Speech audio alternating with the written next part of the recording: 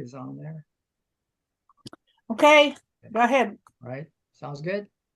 Okay, I'll abbreviate our my welcome remarks, but good afternoon, everybody, or evening, somewhere around the country, because I think we're not on the same time zone, I would imagine. So, we welcome you. Just to kind of let you know, PPOM have members internationally. In fact, we went through that at our board meeting today. We have members in Korea, Japan, Okinawa. We recently have a member in Italy because he was assigned there, Germany, Ireland, and throughout the United States. So that's I think this it's not as elaborate as we want, but I think we've reached out outside the 48 states and I'm sorry, the 58 states and the 4 territories. And I truly admire that. It's only taken us 17 years to reach people across the country, across the world, but welcome anyway. Thank you for joining us on our series with the Pan Pacific American Leadership Seminar Series. And I truly admire that everybody's attending here, that you're all leaders, whether you like it or not. And leadership experience is inextricably linked or part of your character and your integrity. If you want to lead, you must develop your character, if not already, and also your matter of integrity. And this is all part of your leadership philosophy, right? Some of you have leadership philosophies, and some are still developing it. And of course, it's critical to the point where you're being watched all the time by your subordinates. But then leadership is also perishable. If you don't exercise due diligence in the way you were trained, the way you lead professionally, it's perishable if you're not performing at a high level of standards. So we have a great panel of seasoned leaders this afternoon. And we would like to hear their perspective on how to be an effective leader and their wisdom of sharing it with everybody. And this is a learning experience. This is an educational learning experience. Everything we do in leadership daily is a leadership experience because you're dealing with lives of men and women in your positions. So it's one of those things where you have a code, and this is the code. Your leadership philosophy is a code that you follow to be effective leaders. So please enjoy the seminar. And again, thank you for joining us today everywhere. Let me turn it over to Colonel Christine Enriquez, our Executive Director of the Pan Pacific American Leaders and Mentors, and a great leader as well. There she is, and sadly she's going to be retiring here shortly. But if I had a vote in the matter, we'll extend her another 30 years, but maybe she would not want to stay that longer. But okay, Christine, back to you. Thank you very much, sir. But I wish I could stay that long. I would love to. Sir, General Taguba, thank you very much for your opening comments. And it's truly my pleasure to introduce our esteemed panel members today, Ms. Lisa Swan, Colonel Mia Walsh, and Ms. Melissa Ting. And I'll just give you a little bit of short background bios on them so you can get to know our panelists a little bit better. Ms. Lisa Swan is a member of the Senior Executive Service.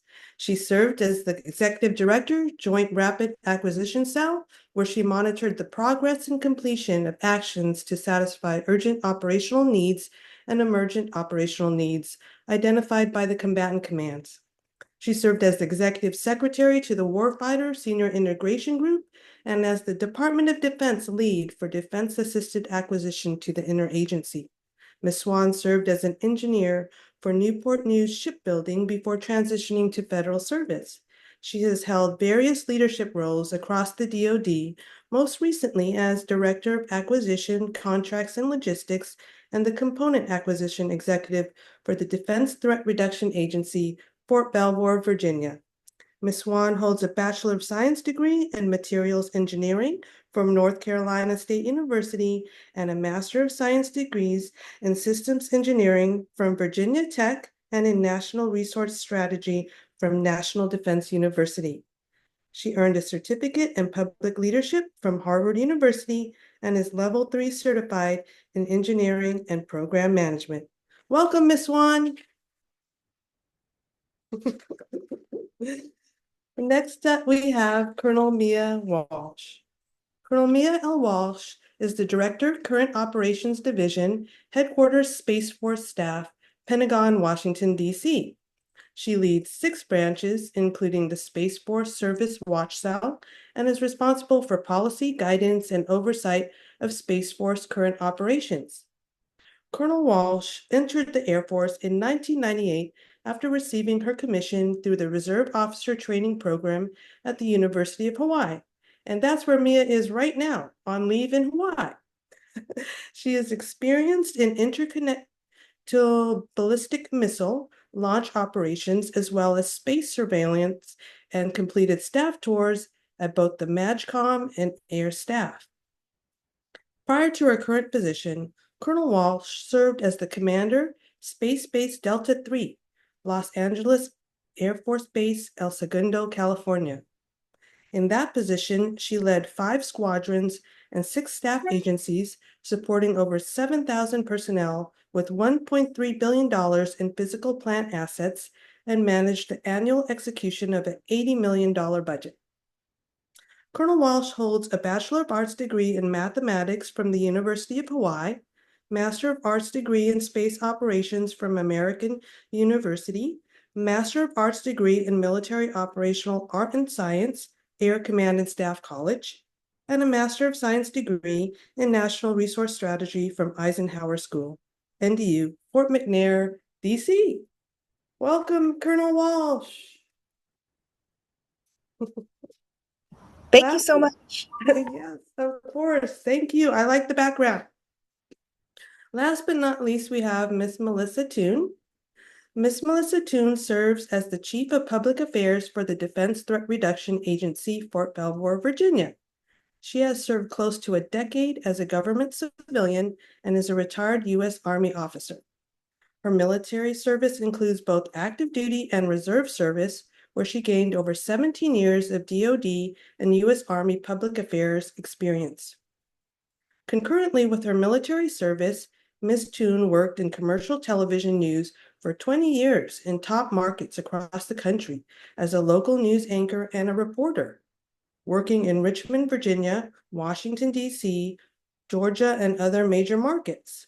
For 7 years, she worked at Virginia's powerhouse NBC station WWBT-TV, where she covered the Virginia General Assembly and was the Tri-Cities beat reporter.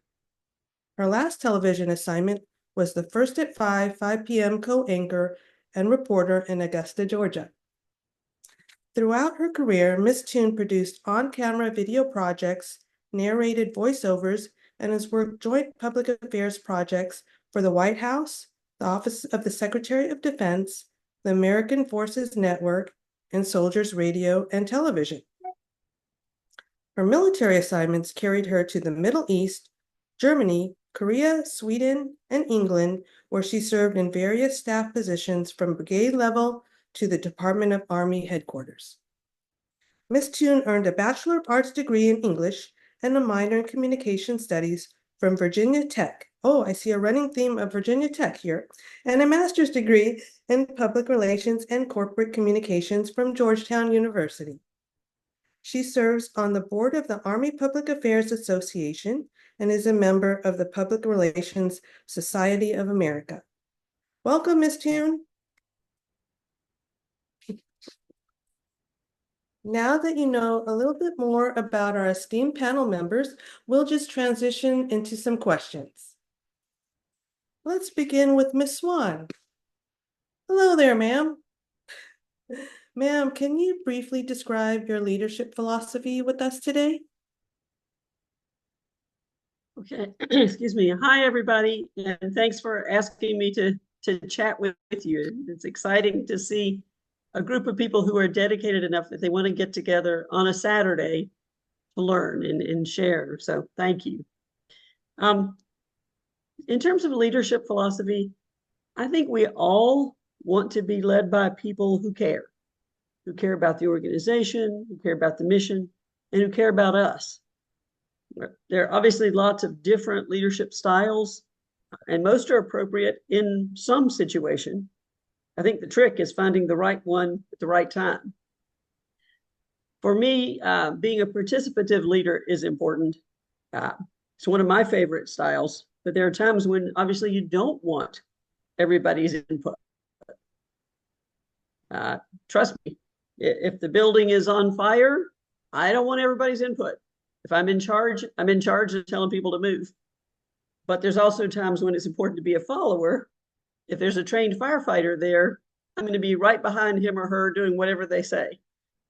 So different styles for different situations. In terms of my own philosophy, it's pretty simple. Colonel Enriquez and Melissa Toon have heard this, and I share it with every team every time I have a new job. First off, I hope that you'll like me. I think everybody wants to be liked, and I'm certainly a social person. I want to be liked. But even if you don't like me, I expect you to respect me for the job that I'm doing. And you, whoever the team is, you can expect the same of me to respect you. But then finally, the bottom line is I'm there to do a job. If they like me, that's great. If they respect me, that's better. But if they don't like me or respect me, at the end of the day, I'm still going to do what I think is the right thing, is the right answer. General Taguba mentioned integrity, trust, all those things go into being a leader. And I think that's part of the leader's job, is to make those hard decisions, whether they're popular or not. And if things go well, the team should get the credit. And if things don't, well, I was the leader in charge. It's my fault. So that's it, kind of in a nutshell. Thank you. Thank you, ma'am. I just want to also share with the group that when I heard that Ms. Swan was going to be the AL director, I mean, me and the whole team were dancing, doing a happy dance, because, you know, Ms. Swan, I really think she cares about people, and people know if a leader cares. So thank you, ma'am. That's very, very good philosophy on it and sharing with us. I'll head over to Colonel Walsh. Colonel Walsh, can you share some of your insights on your leadership philosophy? Sure. First of all, thank you so much for having me here this morning. Hopefully you don't hear too many birds chirping in the background. My whole family is asleep, so I'm sitting outside, and I'm on leave in Hawaii, like Christine said. So my leadership philosophy, I think I was very lucky because I had an amazing squadron commander when I came into the Air Force. Now I'm in the Space Force. Here's my Semper Supra shirt. When I came into the Air Force about 26 years ago, my first squadron commander was an amazing leader. So he, just like Miss Swan talked about, he really cared about people, and you could feel that. He knew people by their first names. So our squadron was about 100 people. It was missileers, chefs, facility managers, and security forces. He not only knew everybody's names, he knew their family members, he knew their pets, he knew their sports teams. And then, more importantly than that, he would go out to the field and do everyone's job with them. So, of course, as a squadron commander, he's trained as a missileer, but he would go out and run launch facility recaptures with security forces. He did night exercises with them. You could go out to the field and you could see him cooking meals, side by side with the chef. One time I came off alert and went into the capsule. I'm so sorry, a cat just ran by. That was weird. Um, I came out of the capsule and, after changeover, and he was out there with the facility manager, and, under the diesel generator, helping him fix it. So his belief was that in order to lead people, you have to understand what they do so that you can meet them, where they're at. And that really taught me what kind of leader I wanted to be in the future. And we still talk about that to this day. And the funny thing is, he was probably my squadron commander for 8 months. He retired as a 2-star. And when I was out in LA as the installation commander, he came out for a visit for something else. And so he stopped by to see me. You know, we talked about this, how I had always admired his leadership. And he really did not remember a lot of things that I talked about, like a lot of the stories that I talked about, you know, but that to me just shows how much a leader can influence a unit when they don't even know that people are watching them. So I really believe in people. I think people come to work every day, they inherently want to do a good job. And so I'm very focused on the people part of it. And I feel like when you're focused on the people part of it, they will always take care of the mission. So for me, I've taken care of the people and I feel like the mission just goes.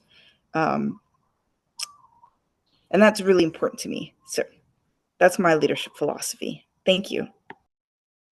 Thank you so much, Mia. And I remember, leading by example. You and I had a conversation one time that, when we attend AA and HPI events, we don't even know that people are noticing that you're there, but they will notice when a leader attends events and they will follow your example. So leading by example, what a great example you've shown for us today. And you're coming out of command. I thought you would be a great panel member. All right, we're going to head over to Miss Toon.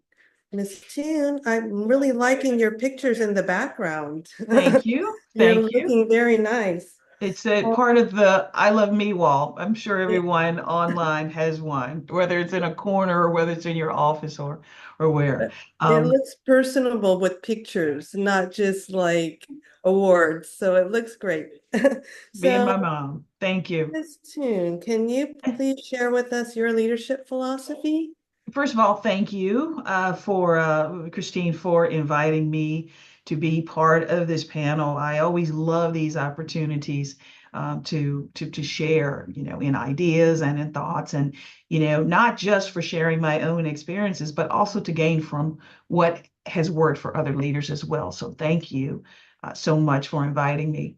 I want to piggyback off of Mia and Miss Swan in that everything that they've said up until this point, leading by example, taking care of people. I want to add 2 things to that, and that's actually being there and being in the moment with your people. You've got to absolutely lead by example, and no situation is going to be the same. You have to keep that vein of flexibility. You've got to be fair, and you absolutely have to be authentic. Lots of times, as leaders coming up through the ranks, one of the difficulties that I experienced was being able to be my authentic self. And it's only been within the last, I would say, 5 years of increasing responsibility and greater leadership roles where I have, one, been able to completely be myself, and 2, to feel confident in my own leadership abilities. I did 26 years in the United States Army, loved every minute of it. I think the Army prepared me actually for the things that I'm doing now. So since we have a great majority of military folks on this call, just remember that you can reinvent yourself. You can continue to elevate yourself in your next life post-military. So, final quote and information up front is, I believe that I did wonderful things as a leader in the Army. The Army prepared me for that. But I think now is absolutely my season where I can make a difference and make an impact, in an agency within DoD and as a mentor and mentee overall too. So thank you. I'll stop there. Thank you, Melissa. And I'm so glad you brought that up because I really think when you brief, as I watch you brief, you really are your authentic self. You bring to work that you're comfortable about yourself. And I think everybody knows that and they are drawn to you. So I'm so glad, when you said you would be a panel member, because I think you can share that people often feel like in the military or government settings that they have to be a particular way. but I think you bring your own special leadership style when you're authentic. So Thank you. thank you very much, Melissa. Thank you. All right, we'll head over to Miss Swan again. And Miss Swan, can you share with us some of the attributes that led to your success?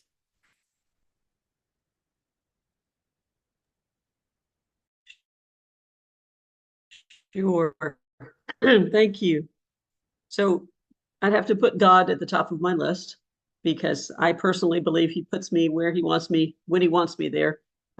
And it's not always where I want to go or on my own schedule, but he always knows what's best, and that's where I end up.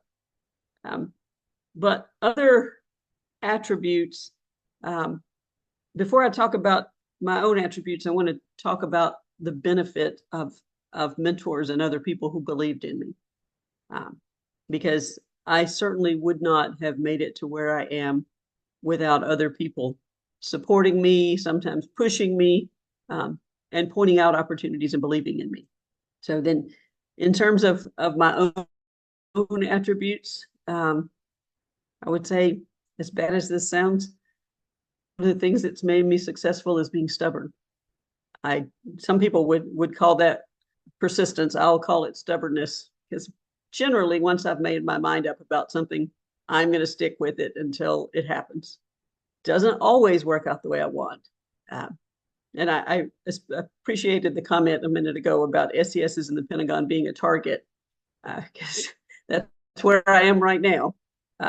But that stubbornness, I think that stick with itness has helped me a lot in probably every role that I've had. And also the people that I've worked with. I mean, I can talk about my own attributes, but the people I've worked with have made all the difference. One of my old bosses said it well when he was promoted to general. He said, no one gets to this level on their own. And I think that's true for all of us. As we move up in the leadership ranks, we are more and more depending on other people and what they do. I mean, no leader moves ahead on their own merit by themselves, or at least no one that I know is a successful leader just based on what they've done. It's the people that they've led and the people that have supported them, which kind of goes back to what was brought up a couple of times about caring about your people and leading by example. Because when you care about them and they know that you care about them, they will go above and beyond to support you, and then they make you look good.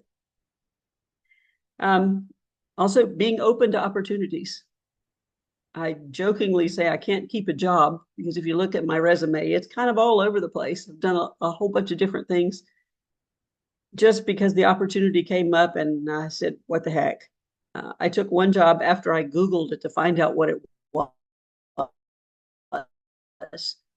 That was a long time ago, but I was asked to go into a job if I wanted to be the Navy's liaison for biometrics when biometrics were due. So I don't know, went back to my office and Googled it. Oh, what the heck? So I think being open to opportunities has definitely helped. And then I would just add working hard, whatever job you're doing your best at that job and continuously trying to improve yourself and your organization. But honestly, sometimes it's just being in the right place at the right time. And I believe that I've never been in the military, so I'm different than a lot of you. But I think it probably applies there as well. Sometimes you just are the right person for what they're looking for at that moment, and you just move into the job. So those are a few things. That's what is at the top of my list in terms of attributes. And I look forward to hearing from some of the other leaders. Thanks. Thank you, ma'am. And I really think that's great that you say you're stubborn, but it's really persistence, because I think, great leaders, they won't just stop at the first no. And also, putting God first on what you said about, your faith. So those all of those things are great things to steer you in the right direction, ma'am. So thank you. And your caring leadership, of course. And Colonel Walsh, can you share some of your attributes that led to your success in the military?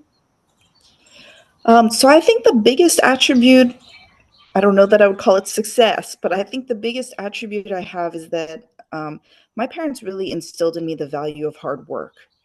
So, and they instilled in me the value of my name. So they always said, don't ever put your name on something that you're not proud of. And I try to say the same thing to my children, because I say, you know, say you have a homework assignment that you don't really feel connected with, or you don't really want to do. But I said, but anyone can pull that assignment later, right? And see it in the future and say, okay, this is what Taylor Walsh is capable of. So I said, everything that you're going to put your name on, your name is valuable. So you have to put everything you can into each assignment and work really hard if your name is going to be on it. Then I think the thing that I liked that Miss Swan talked about was about mentorship. I think that mentors are really important. I would say that any kind of success that I've had in my career, in both the Air Force and Space Force, has been due to having great mentors along the way. So I have one in particular who has watched out for me. We met when I was a second lieutenant and he was a captain. We did missiles training together. And he has watched out for me through my entire career. He has, I mean, we're talking, he has seen every decoration I've ever received. Like, he's seen the draft, he's worked on it. He's seen all of my annual reports. Anytime I want to apply for a program, he's behind me. He'll look over, what I'm submitting. He'll tell me, what kind of jobs I should take next and what I should be doing. And about maybe 10 years ago, 9 years ago, I was talking to my husband about it, and talking about how he's been this great mentor to me. And my husband said, you're really lucky that you have Fred, because most people don't have someone like Fred who watches out for them. And then he said, I haven't had that. And I certainly haven't been that for anyone. Have you been that for anyone?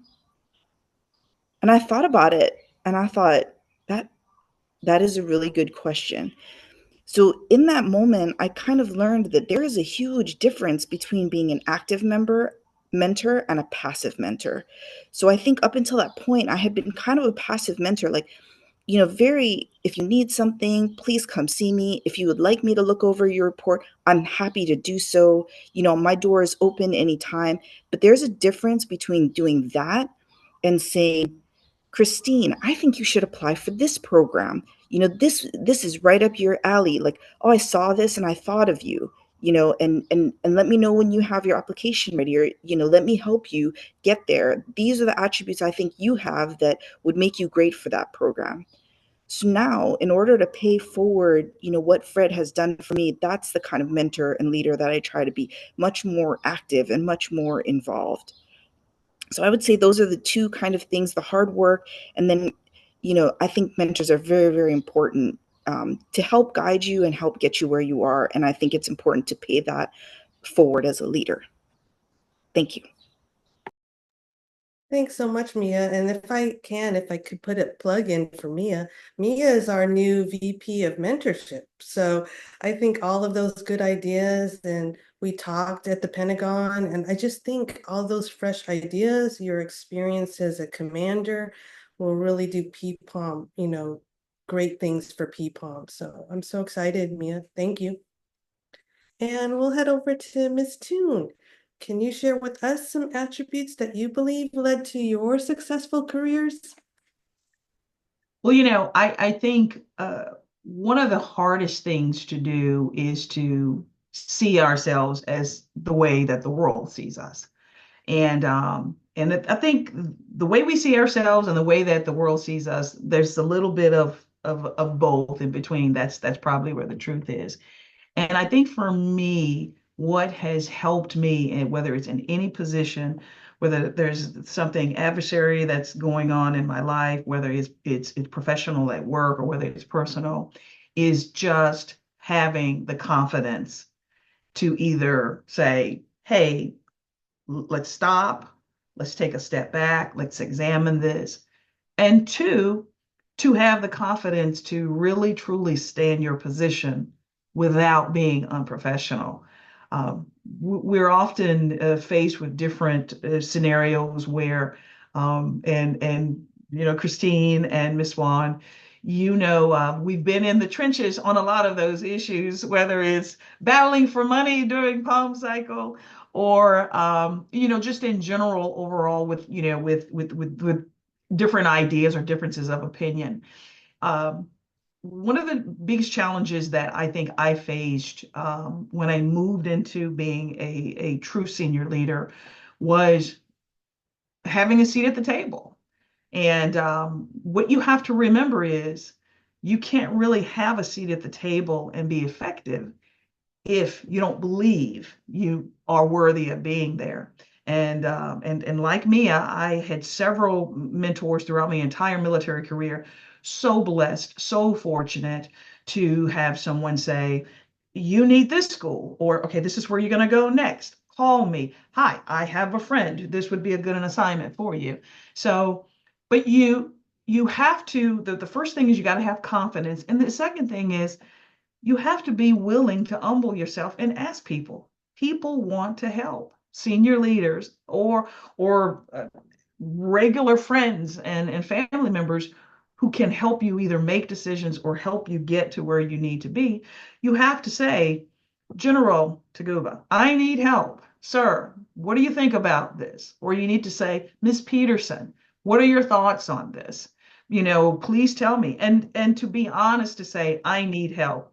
And then, in speaking to the vein of Miss Swan and Mia, you got to give back. You absolutely have to give back. Each one has to bring one. And that's what we forget sometimes, is that once we've made it, we need to spend time to help other people come along too, because someone helped us.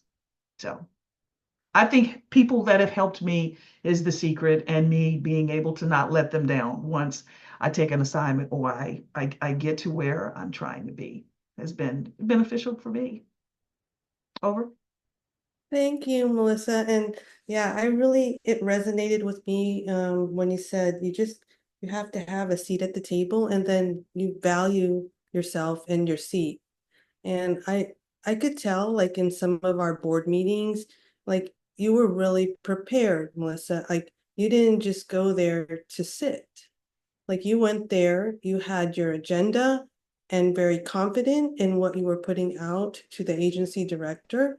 And I feel like you never took for granted that you had a seat at the table. So that's just a wonderful display and showing your humbleness, because you didn't also want to waste senior leaders' time. So thank you. And then we'll just transition to our last question for our panel members, which is, we'll go to Ms. Swan. So Ms. Swan, most leaders know the importance of diversity and in the workplace, equity, inclusion. However, there are still some who don't understand its importance, or they don't really think it's relevant. So just wondering, how do you promote an attitude of inclusiveness within your organization or within the teams that you lead? Thank you. So I was smiling all through as Melissa was talking, because I wrote down much of the same thing as I was thinking about this morning. So first, in order to promote an attitude of inclusiveness, I have to believe it. I have to believe that it's important. If I don't believe it, people are going to see right through me, no matter what I say. So I've got to believe it and actually walk the talk. And then I need to model it, as well as help my team be inclusive. And sometimes that's the team that I'm leading, and sometimes it's a team that I'm a part of. I'm not the leader. So I want to talk about that second part first, which really gets to Melissa's point, I think, and yours, Christine, that over the course of my career, I've had many opportunities to be the person who's different, whether that's being a female engineer in mostly male-dominated environments. Sometimes it's being the only woman among the SESs in a particular group. Sometimes it's looking different than everybody else in the group. But whatever the situation is, it's my responsibility to make sure that my voice is heard. Not just to say something to be saying something, but if I have something that's important to contribute, I need to not be afraid to speak up and make my point. Christine always says I'm the one who will ask the question and say, I don't understand that.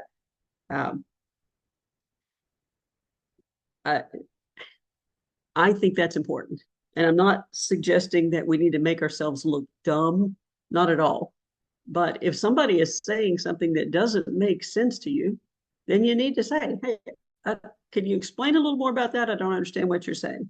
Or to Melissa's point, if you're kind of the expert, you're the expert in your area. And if something comes up and you have more information to contribute or you don't agree with something, it's on you to have the courage to say that. So then looking at the flip side, how do I encourage that in the teams that I lead?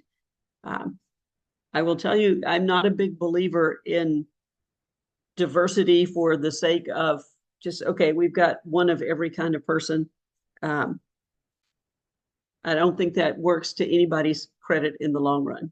What I am a big believer of is bringing in the best people, the most qualified people for whatever the job is, and making sure that everybody's got the opportunity to become the most qualified.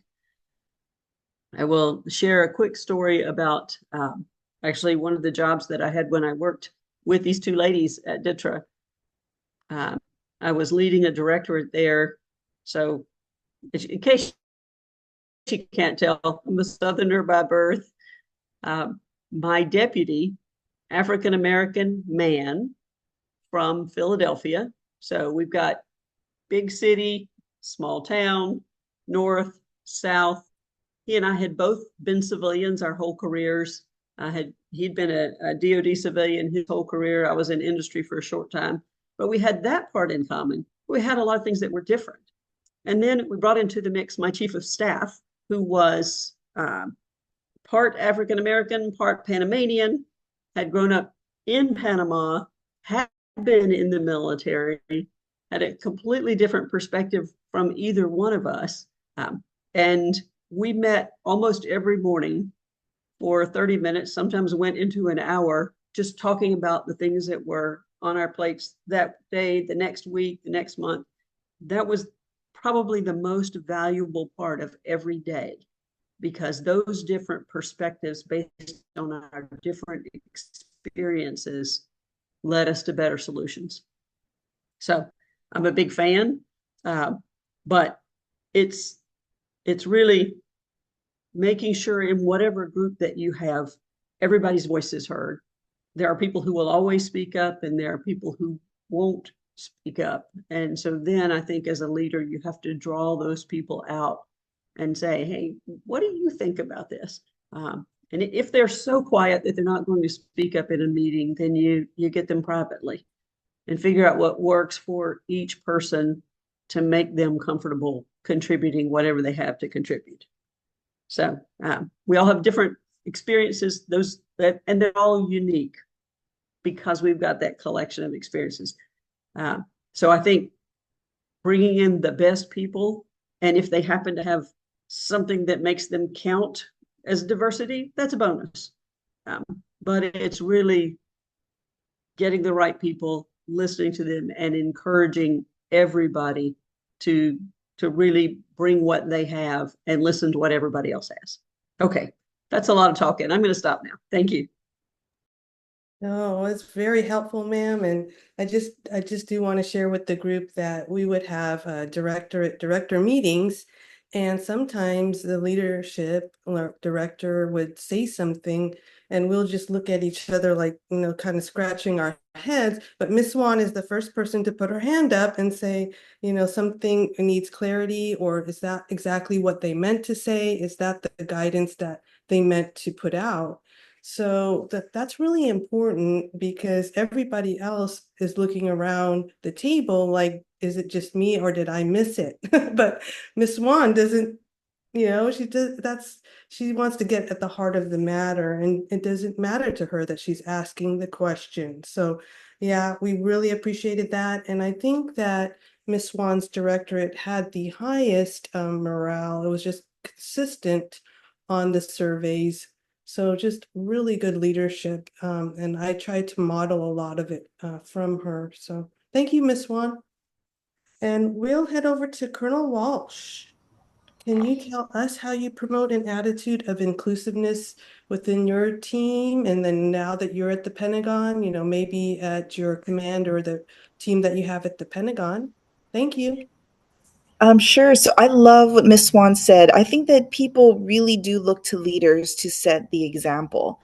And I think that when you show that you value other people's contributions and when you're building your team and you're listening to everyone, I think that's so important. One thing that I like always try to tell the young officers is that, if you wouldn't speak that way to a general, then don't speak that way to your airmen, right? You should treat everybody with respect across the board. I think that sometimes people forget that diversity is more than race or religion. I think sometimes it's the way that, especially for me, it's the way you came up through the service. So I think that all of us who came up in the service, we started as missileers and then transitioned to space. We all have the same mindset and the same thinking, right? So no matter what we look like on the exterior, we still bring the same ideas to a meeting. And I think that's then diversity has to be, okay, who's maybe done a different assignment? So for me right now in the Space Force, I think we're really seeing a lot of that because the service is grown out of, so with the bulk of we're all Air Force space operators or space acquirers that came over. But there are also Army inter-service transfers, Marines, and Navy. And I always say, like, we have to remember that those people are not ISTs. We're all ISTs. We're all inter-service transfers, right? And we're trying to build the best service that we can. And so that means that sometimes the Air Force didn't do things the right way, right? The Army did things the best. Then it's so great that we have this opportunity to build a new service and take these examples from the other service. Take the best things that the Army did, take the best things that the Navy did, the best things the Marines does, and the best things that the Air Force does, because that's going to make our service so strong that we can take all those great cultures and bring them together to build the Space Force. And so it's a matter of valuing all those opinions, because I think a lot of the Army transfers or the Marine transfers, they felt for a long time that their voices weren't being heard, or they were told that's not how we did it in the Air Force. Right. It's not, because this is the Space Force, right? We have to build a new service together. So I think that's really important. So I really echo what Ms. Swan said about looking to your leaders to set the example and then valuing everyone's contributions. And if you promote that as a leader, then I think your unit will embrace that and will embrace that inclusivity. Thank you. Thank you, Mia. And I do think you're right. I think that's just the basic premise of treating everyone with respect, regardless of rank. And it's exciting that you're in the Space Force. Like, we have so many questions about it. So I know you can help us with that. And I like that you're integrating the joint aspect of it and listening to like your soldiers that you have in there, your prior Air Force, and all of those. They all have great ideas. And then we'll transition to Miss Toon. Can you share how you promote an attitude of inclusiveness within the organization or within your team? So there's a quote that says, let's concentrate on the things we have in common versus the things that make us different. And I totally butchered it. So it's not my quote, but I think it's just a fantastic quote to live by. And to Colonel Walsh's point, we need to look at what people bring to the table, not necessarily the packaging, but is this person an expert, whether it's inner service or whether it's, different backgrounds. One of the greatest things that I personally enjoy is having mentors who don't look like me. Some of my dearest mentors in this world, and two of them are actually on the line right now. I've learned so much from them as far as to how to interact with with other senior leaders, how to grow within my own self.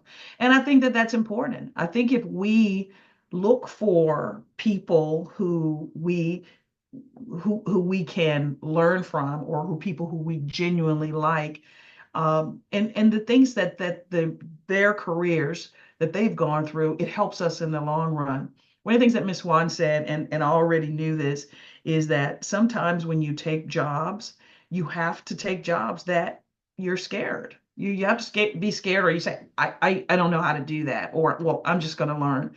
But one of the things specifically that I've learned from her is that it is okay to say, hey, I don't know, please tell me. And that's something that it goes back to the permission to be authentic. You can't really be your best self, and you really can't best serve an agency, DOD, DOJ, or whomever you work for, if you are not saying, stop the train, let's back up, let's talk about this and help me get on track. And as far as the diversity and inclusion, I feel the same way that Ms. Swan does. I look for the best of the best. It doesn't have to be a public affairs person. It could be a strategic planner. And as long as I'm bringing the best of the best together and, making sure that I'm fair in my assessments with my team members, making sure that they're getting the right opportunities to go to school, whether they're getting the right opportunities to leave the agency and put me at a deficit, but it's for the betterment of their own career. It's my responsibility. It's all of our responsibility to help. And one final thing that I want to point out is ask the hard questions. And even when you're in the hard situations, if you're dealing professional to professional and maintaining your professionalism in a setting, if there's a conflict, you're always going to rise above it. You're absolutely going to rise above it. I have had some hard conversations with some of the best leaders throughout my career. And because I had the permission to be truthful and to say, ma'am, I don't agree with you with that. And then, or sir, how about if we do it this way? I've gotten positive reception. One, now, might not have necessarily gone in my favor, but I've maintained a friendship. I've remained a professional relationship. And I firmly believe in the end, myself, a greater respect from a higher colleague. So I'll stop there. Thank you, Melissa. And I really, really appreciate it. I wrote some of your quotes that you have permission to be yourself, be authentic, because I think people really can see that in leaders when they're being their self and being authentic, and they will follow that, that you're being real with them. So thank you so much for sharing that, Melissa. Now, time permitting, since you all have given us these wonderful answers, I'd like to open it up to our group and our audience. We have a good mix. We have some senior leaders in the audience. We have our up and coming leaders in the future, and they might have questions for you, like transitioning from the military to civilian. How did you get to be an SES and things like that? And so I'd like to now let our audience ask a few questions, time permitting. Thank you.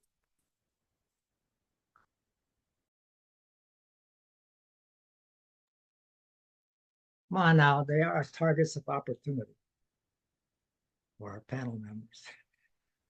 Ask a question. Don't be shy. It's pretty open. Lisa, you have a question? Hello, this is now newly Lieutenant Elisa Blaine, and this is my husband.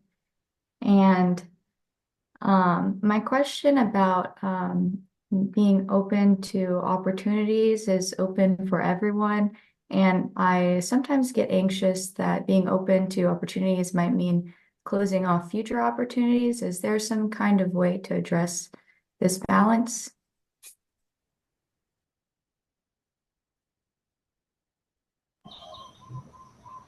Is it okay if I start? Sure. So I'm happy to take the first stab at that. Oh, please go ahead. No, go ahead, Ms. Swan. Go ahead. I would just say, I don't think you know. And so I would love to hear what other people think. I try to look at opportunities to say, what can I bring to this job? What can I learn from it? But you're right. When you go through one door, you might be closing another one, but you may be opening up some others downstream that you don't even know exist. So good question. I'll stop and see what Colonel Walsh has to say.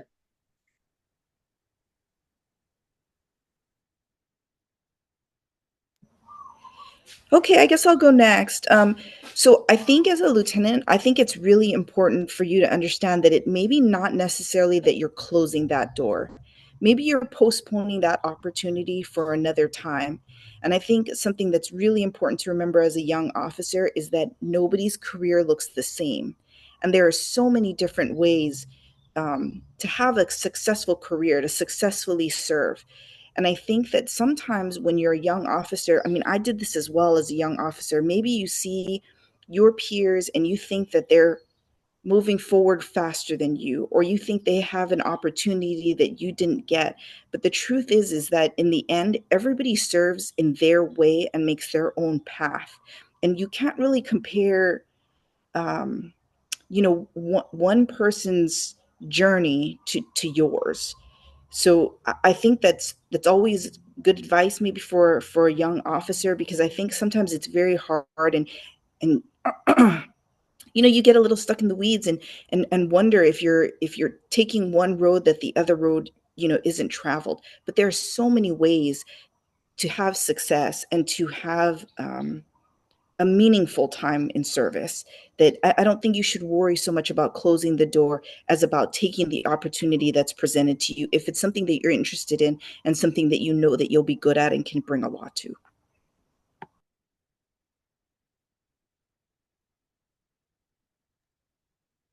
Concur with the two ladies. And who's Hi, good who's on? afternoon, everybody. I do have a question for the panel.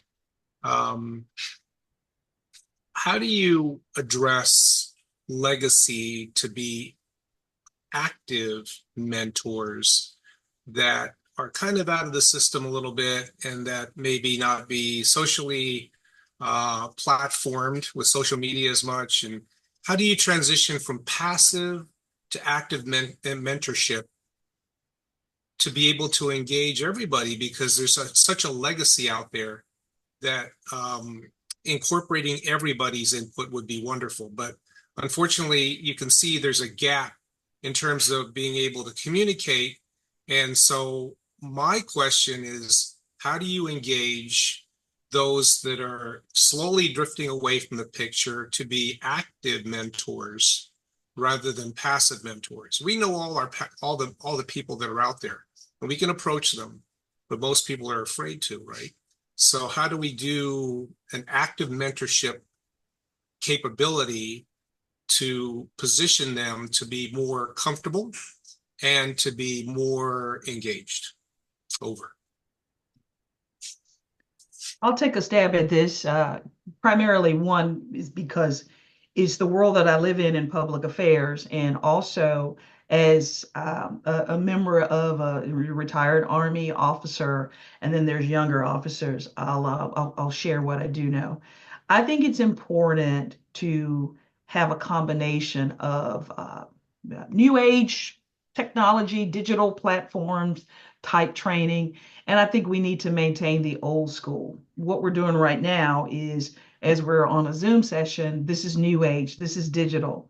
I think it is the responsibility of our younger officers and our enlisted and our younger civilians and contractors to make sure that our leaders, our folks who have made a difference, who've actually gone the path that we're going, we need to make sure that they're tech savvy. We need to incorporate into it, sessions like this, where you would have your younger leaders get an opportunity to shine and to bring to the table their things, but at the same time, we're not losing that legacy, that wealth of knowledge of what was the Air Force like yesterday, or what was the Army like yesterday. So combination of old school and new school events, opportunities, get-togethers, things like that. I've seen it has worked marvelously in many Army associations. That's one of the things that we do in Army Public Affairs, is that we make sure that no PAO, no retired PAO is left behind. So that's just, I hope that helps somewhat. Over. Let me, if I could address Elisa's concern about lieutenants wanting to succeed. I recall when my son was commissioned as second lieutenant in the Army, he was assigned as a tank platoon leader. And he did not heed my advice to him that his very first mentor when he goes to his unit is the platoon sergeant. And I told him that the platoon sergeant has probably had a platoon leader 2 or 3 or 4 times, uh, over the course of their career. So they know that a brand new platoon leader needs a lot of help. But he didn't learn quickly enough, you know. So he goes into training at the National Training Center. And he calls me up and he says, I'm getting all chewed up because I'm not doing anything right, all these interactions, blah, blah, blah. And he doesn't know what to do. I said, listen, your platoon sergeant would want to help you, because if you think you're failing, they're going to feel as if the whole platoon is going to fail. And they don't want to fail. And, they want you to succeed and all of us to succeed. So quit whining, go back to your platoon sergeant and ask him how we could work out as a team in order for us to be cohesive. That's 18 years ago. He's a lieutenant colonel today. So without that particular advice of reaching out to his subordinates, and you can't consider your platoon sergeant, your battalion commander, and whatever have you. They're seasoned people. And I've always said, when you get to that spot, you want to serve your country, nobody wants to fail. It's the leader's success promise to them, their value, that I'm going to help you succeed. Because that's the responsibility of the battalion commander, the SESs, and whatever have you. And if there's a sense of the mentorship side, and I've always said that there's also the tormenting side. It's my term, that you're tormenting me because I want you to listen to what I'm going to have to say to get you out of your rut. If you don't want to hear it, then so be it. But I'm going to torment you until you get successful. That's the other term that we'll use all the time. And I told my son, I'm your dad. I don't want to be your mentor. I will be your tormentor. But your superiors need to do that. Something I want to ask the panel, though. You're all in this leadership position, and part of our responsibility, which is an imperative, is that we need to develop and promote a healthy workplace environment, right? Positive, everybody's friendly, working as a team and whatever have you. Lately, I've been getting anyway, on my mentees of experiencing a toxic environment. Whether it's racial discrimination, hints of racial discrimination, hints of sexual discrimination, job, gender, the whole thing. It's kind of difficult when I'm not in that position. I mean, it's part of their revenue.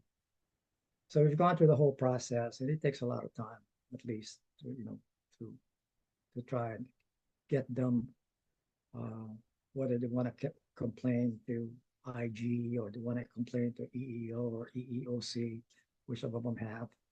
So how do you maintain that from your perspective to have a good, positive, healthy workplace environment that everybody, is appreciated? Consideration of others, which is basically a program that the Army did, is basically following the golden rule. Right? We all know what the golden rule is. Do unto others as you want to do unto yourself. We had that program in the Army many years ago, and all of a sudden it disappeared.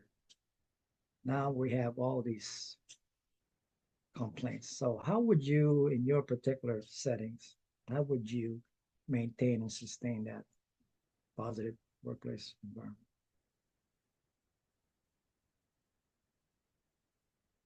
Anyone can start. Nobody wants to start? Okay. I could That's start, fine. sir. All Oh. Go right, ahead. I'll start. Go ahead, please. Go ahead, Colonel Walsh.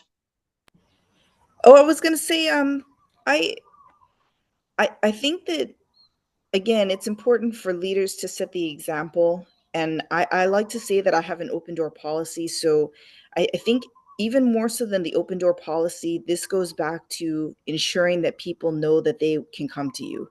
Because any leader can say, I have an open door policy, but if your people don't trust you, they will never come through that door to tell you.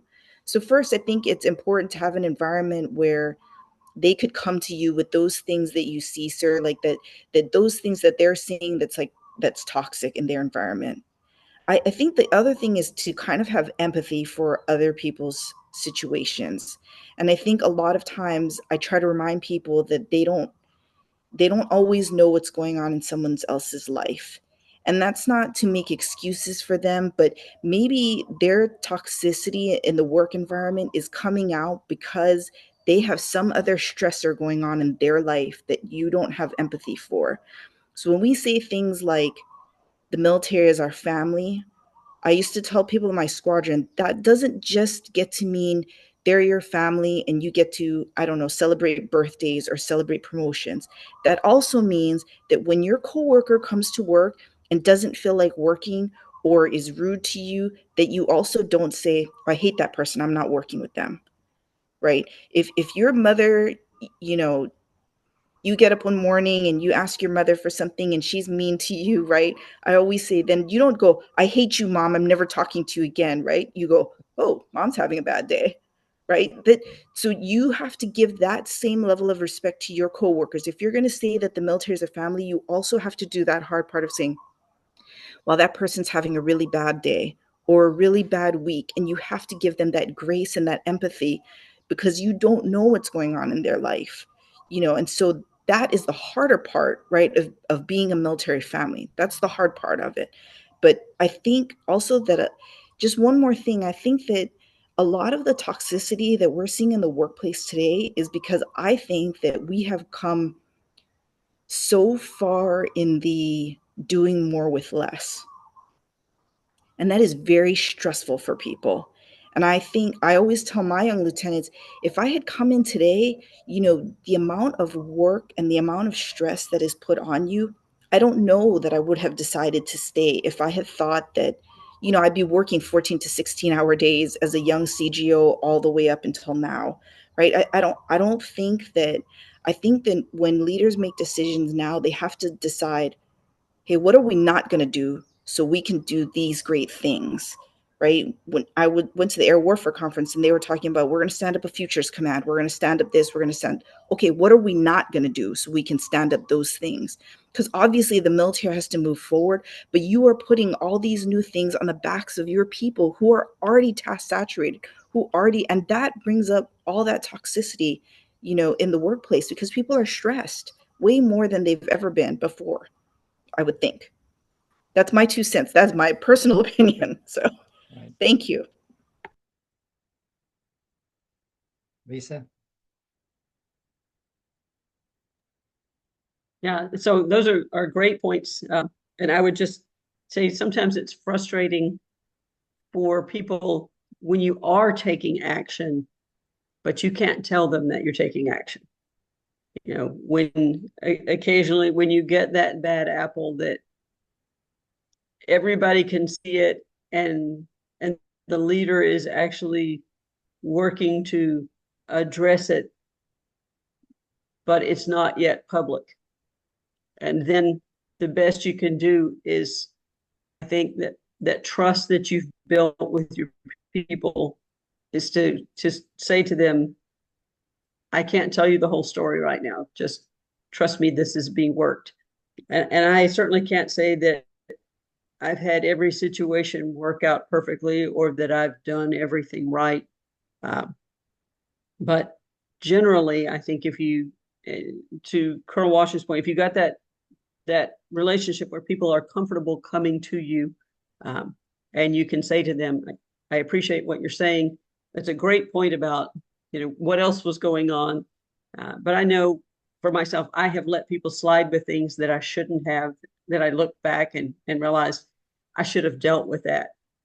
It didn't bother me so much, but maybe some of the young people, and particularly young women contractors in an office I worked in, they got put upon because I didn't recognize it and take action. So I think we do the best we can and keep those relationships with folks strong and just be as transparent as you can. And when you can't, you say, I can't tell you. You have to trust me, something is being done. But no great answers. Melissa? Sir, I'm actually old enough to remember that program, Consideration of Others. And it kind of makes me sad that the Army, it probably within cuts did away with the program. We could use something like that today, in a session where the dialogue is still there. And I think what I'm seeing that is contributing to toxic environments is that people are afraid sometimes to say things, and then there are other people who will just push the envelope far too much. There needs to be a balance somewhere in between, and for my shop internally, whenever there's conflict or there's something going on where someone is not being a team member and it's harming us all, really have to have again another hard conversation, and to not accuse someone or not to put the blame on someone, but to say, hey, we need to have a conversation. We need to talk to the group.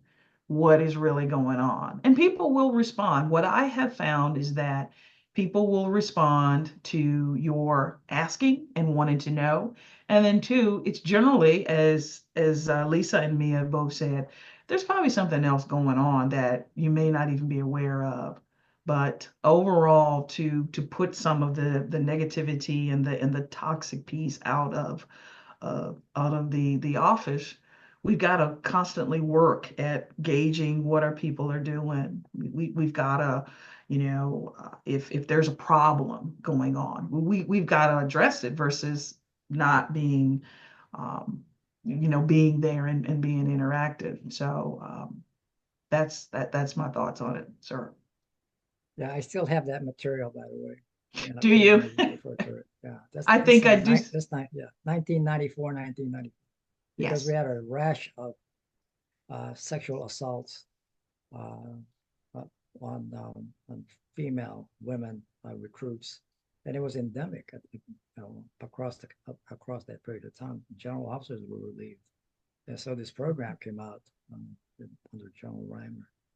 But one of the things that I think, since I do professional development, leadership development classes to GS-14s, GS-13s, and 14s, and when I asked them, describe your leadership philosophy, we covered that, and they describe it, and I said, did you write it down and did you present that to your subordinates or to your leaders? One page, things that you want to do, be approachable, be accountable, and things like that. You're describing yourself to them, to your workplace, so they know your character and your integrity. And you got to follow that up. And one of the requirements for this one class that I do every year at the Corps of Engineers of Pacific Ocean Division is that we spend about an hour and a half with developing your leadership philosophy, because they didn't have any. They talk about it, but they don't have it in writing. And I think it's very important for them to know who you are, what you stand for. You're going to be supported.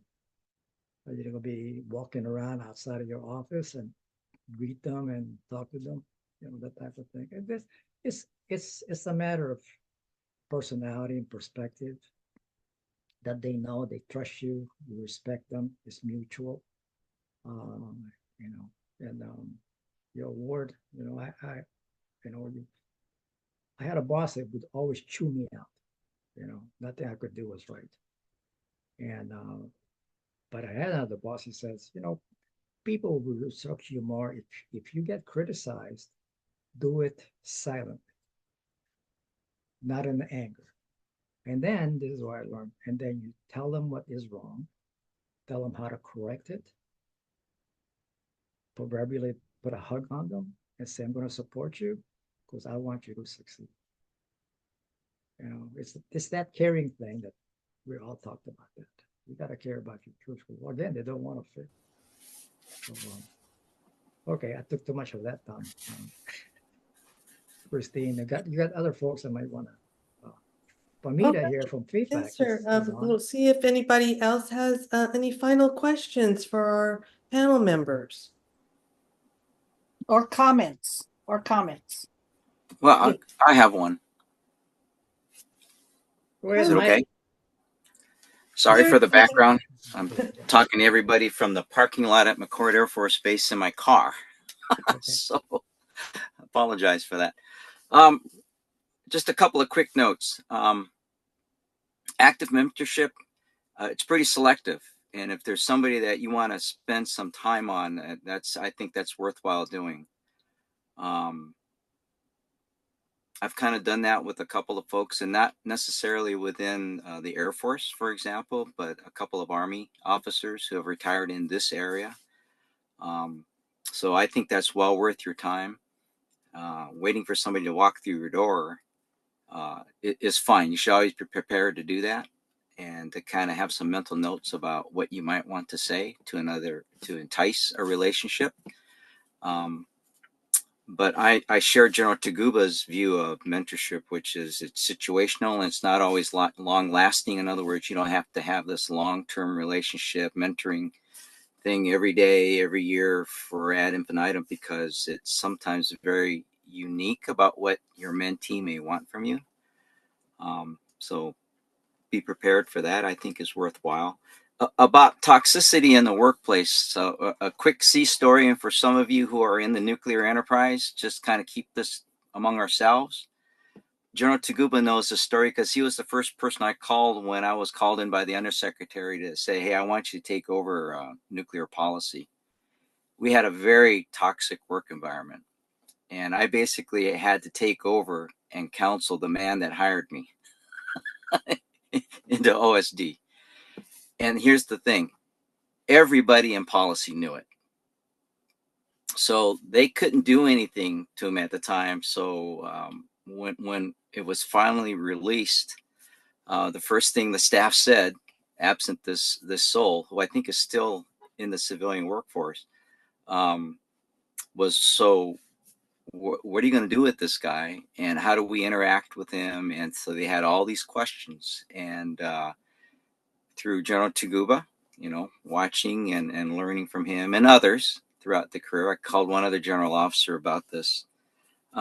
It was basically, you let me deal with this guy, but in no uncertain terms will you tolerate, that kind of behavior. You have an obligation to tell me about this. All right. And we'll try to change his behavior. But in the meantime, let's try to build a better atmosphere. And it did. It ended up working out very well. The undersecretary, I believe, and the assistant secretary, they're happy with what had happened. And I actually became the director of human capital for policy. So, to fix that place. But I will tell you, it took 2 or 3 days where they had to do the paperwork. I had to figure out, what I was going to do and how I was going to interact with this guy. And so I would say for leaders who are working in a group, and this is after I had retired from the military, you have a few more options if you're in the military through the UCMJ. But man, you have got to do some homework in your own mind first. I wish I had thought about that a little bit more. There were probably a couple things I could have done a little bit better. But just thinking about going through that exercise, I think is helps you prepare for some of the questions that you might want to ask of yourself. And then finally, this is a great panel. I'm glad to see a colonel in the Space Force. Jay Raymond and I were crew members at the same time in the same squadron, so he and I go way back. So to see someone of your talents and abilities sticking out there, keep on. That's great. So thanks, sir.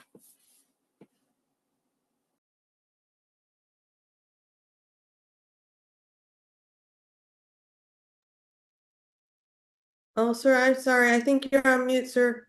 Okay, I think we're over time. It's a Saturday. Some of you still have to do your chores, your shopping and taking care of business on the weekend. It's getting shorter. But I really want to thank the panel members. Melissa, Mia, Lisa, very, very well done. I mean, that's the reason why you're in the position where you're at today.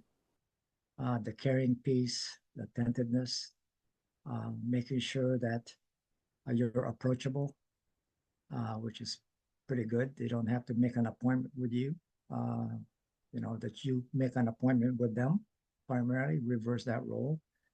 And you will probably expect more of a positiveness in the workforce. And because we're now in an environment today of polarization, and that's very unacceptable when you're dealing with people's lives, not just your employees or your airmen, but it also affects their families.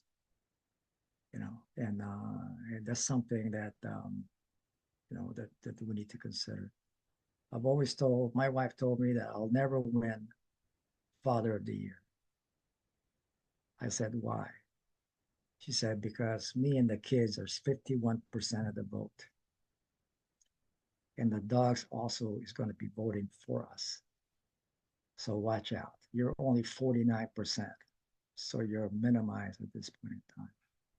And you ought to think about that as well, that your employees, your airmen are 51% of the vote, right?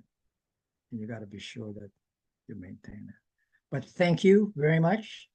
Do we invite them to our PPOM annual meeting on Yes, October please. I'm going to put out the on the chat the website where you can register and find out more about it. But our annual meeting, the 17th PPOM annual meeting, is on Sunday, October 13th at 6 p.m.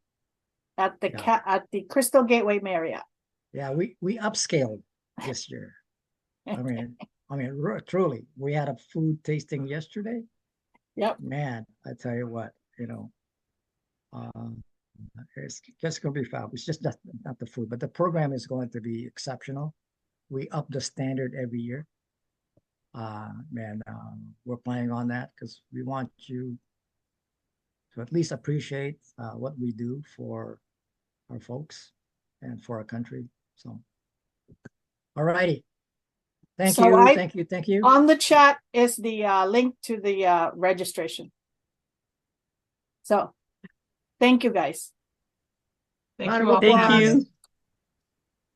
Appreciate being here and learning from everybody. Thank you. Thank you. Take care. If Amita, I'll call you. Take back.